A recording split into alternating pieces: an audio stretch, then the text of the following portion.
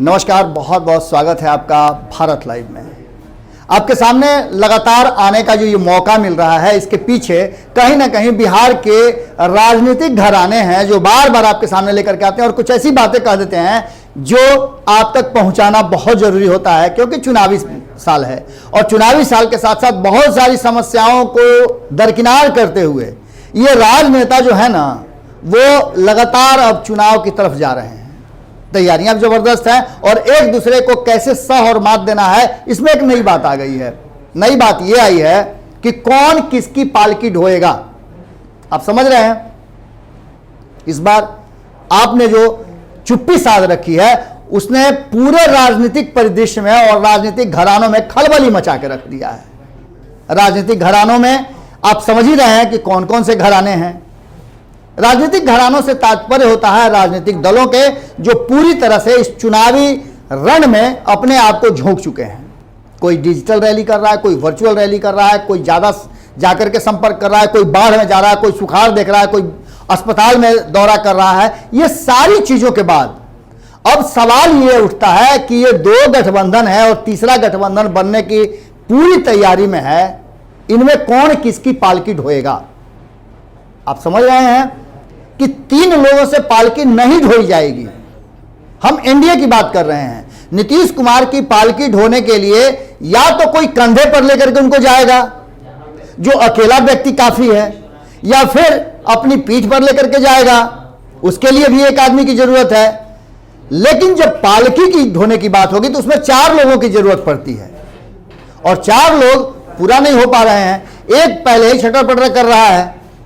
LJP लगातार आप जितना भी बात कर रहे हैं या जितना भी उन चीजों को अपने हिसाब से रखने का प्रयास किया जाए, जदयू के लोग ये कहें कि सब कुछ ठीक है, भाजपा के लोग कहें कि सब कुछ ठीक है, पर कहीं ना कहीं अब पालकी ढोने से इनकार कर दिया है चिराग पासवान ने। चिराग पासवान की भाषा और बोली का हमने पूरा विस्तृत आपको ब्यौरा दिया था कि किस तरह से उनकी बातों का अर्थ सत्ता के लोग लगा रहे हैं और विपक्ष के लोग लगा रहे हैं, लेकिन फैक्ट कहीं और है। अब आपको बता दें कि पालकी ढोने के लिए आरजेडी का लालू प्रसाद और तेजस्वी यादव का पालकी ढोने के लिए लोग अब तैयार हो चुके हैं। यहां भी स्थिति ऐसी है कि आरजेडी के लोगों के साथ साथ तीन लोग पालकी ढोने के लिए तैयार हैं। जो चौथा था वो आज से अपना अलग दुनिया बसा रहा है और आज से वर्चुअल रैली के माध्यम से कहीं ना कहीं हिंदुस्तानी आवाम पार्टी के जो सुप्रीमो हैं वो जनता के बीच में जाएंगे और हो सकता है कि आज वो कुछ बड़े खुलासा कर दें, जिसकी खबरें आप तक भी पहुंची होंगी और सबको इंतजार है कि आज शाम में क्या करते हैं जीतन राम मांझी, कौन सा ब्लास्ट करते हैं, कौन सा नया समीकरण लेकर के आते हैं, क्योंकि आज चुप्पी तोड़ने वाले हैं वो। और ये वर्चुअल रैली के माध्यम से अपने कार्यकर्ताओं के साथ बात करेंगे तो बहुत सारी बातें सामने खुल करके आएंगी। इन सब ने कहीं ना कहीं एक तरफ जहां एनडीए के घटक दलों में थोड़ी सी उत्सुकता पैदा कर दी है, वहीं महागठबंधन में इन सब बातों को लेकर के बिल्कुल शांति छाई हुई है। क्योंकि महागठबंधन के लोग लगातार ये बता रहे थे कि हम पांचों तो एक साथ हैं, लेकिन आपको अंदाजा लगाना होगा कि कुछ भी कहने से पहले एक बात तो निश्चित है कि आपने देखा होगा कि बहुत बड़ा भूचाल आता है, उससे पहले बड़ी शांति होती है और कहीं ना कहीं शांति दोनों ही खेमे में है। अब देखने वाली बात यह होगी कि जो लगातार ये कवायद चल रहे हैं, इसमें आपको एक चीज बहुत महत्वपूर्ण हम बता देते हैं कि अब तक बिहार की राजनीति में पिछले 30 वर्षों की अगर बात करें, 3 दशक की बात करें, लालू प्रसाद के 15 साल और नीतीश कुमार के 15 साल, तो इसमें निर्णायक भूमिका में 4 लोग रहे हैं। इन 4 लोगों ने ही बिहार की राजनीति में कौन सत्ता में बैठेगा उसका फैसला किया है। पहला यादव, दूसरा अल्पसंख्यक समाज, तीसरा राजपूत और चौथे भूमिहार। अब आप समझ रहे हैं कि हम यह क्या कर रहे हैं, कौन सी आपको परिभाषा बता रहे हैं। बिल्कुल इसी परिभाषा को देख करके आप अंदाजा लगा सकते हैं, क्योंकि आपने देखा होगा कि 50% के आसपास वोटिंग पावर इनके पास है और मजबूरी है बाकी के लोगों का कि इन लोगों के पीछे पीछे चलना। यानी कि अब तक पालकी ढोने का काम जो है वो ये 4 दल किया करते, 4 समुदाय और 4 समाज किया करते थे, बाकी के लोग पीछे पीछे सहारा देते थे। अब स्थिति यह है कि इसमें आपने देखा होगा कि कई अलग अलग लोग ही आ गए हैं सामने। जीतन राम मांझी की बात अगर साइड भी कर दिया जाए तो मुकेश सहनी 15% का दावा करते हैं, तो आप मान के चलिए कि ये 15% अगर जुड़ता है जिधर उधर निश्चित रूप से मजबूत स्थिति होगी। आप अंदाजा अगर लगा रहे हैं तो आपने देखा होगा कि 2014 के लोकसभा में जिस तरह से भारतीय जनता पार्टी ने एक बड़ा विजय अभियान छेड़ा था और जीत हुई थी, उसके पीछे कहीं ना कहीं राजपूत और भूमिहार, खास करके सवर्ण समाज की बात करें तो वो उनके साथ थे। इसके साथ और भी समाजों का उन्हें समर्थन प्राप्त था। वहीं दूसरी तरफ आपने देखा था कि किस तरह से 2014 में चारों खाने चित हो गया था बाकी का समुदाय। आरजेडी के पक्ष में कहीं ना कहीं मुस्लिम और यादव समाज थे, लेकिन इन दोनों का साथ छूटते ही, राजपूत और भूमिहारों का साथ छूटते ही क्या स्थिति लालू प्रसाद की आरजेडी की हो गई थी, कांग्रेस की हो गई थी, और उससे भी बदतर स्थिति नीतीश कुमार की हो गई थी।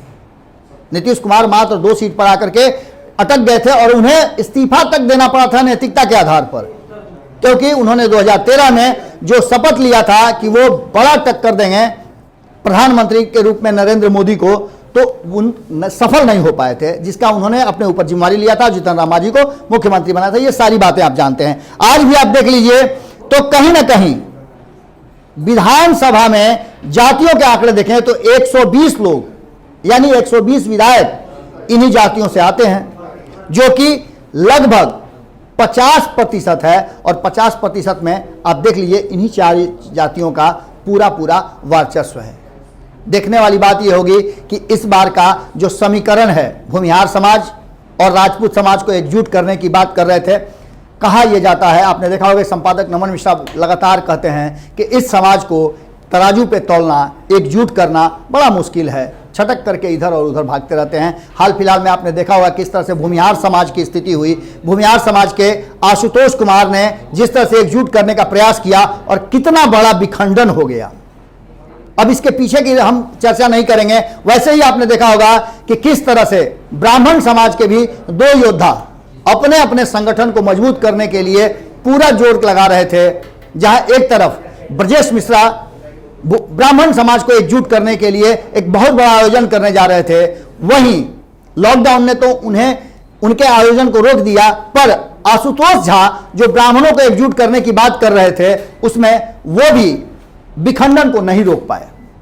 उनके भी संगठन में काफी कुछ देखने को मिला और इससे यह अंदाजा जरूर लगा कि कहीं ना कहीं समाज को एकजुट करना बड़ा मुश्किल चीज है। अब देखने वाली बात यह होगी कि चुनावी समय आ गया है। ये तो पक्का लग रहा है कि अब चुनाव जो है अपने नियत समय पर होंगे और नीतीश कुमार जी एक बच्चे की तरह चुक्का में हाथी करने की बात बार बार भारतीय जनता पार्टी पर दबाव बनाकर कर रहे हैं। और उनका कहना है कि राष्ट्रपति शासन किसी भी कीमत में नहीं लगना चाहिए, चुनाव अपने नियत समय पर होना चाहिए। सरकार चाहे जिसकी भी बने, उन्हें तो लग रहा है कि वही मुख्यमंत्री बनेंगे, क्योंकि उनके दल के लोगों ने कहा है कि नीतीश का कोई विकल्प नहीं है। पर यह पालकी ढोएगा कौन, यह सबसे बड़ा प्रश्न है। और 3 लोग अगर पालकी मिलकर ढोना भी चाहेंगे, ढो भी लेंगे, तो गंतव्य तक पहुंचने में बड़ा दिक्कत होगी।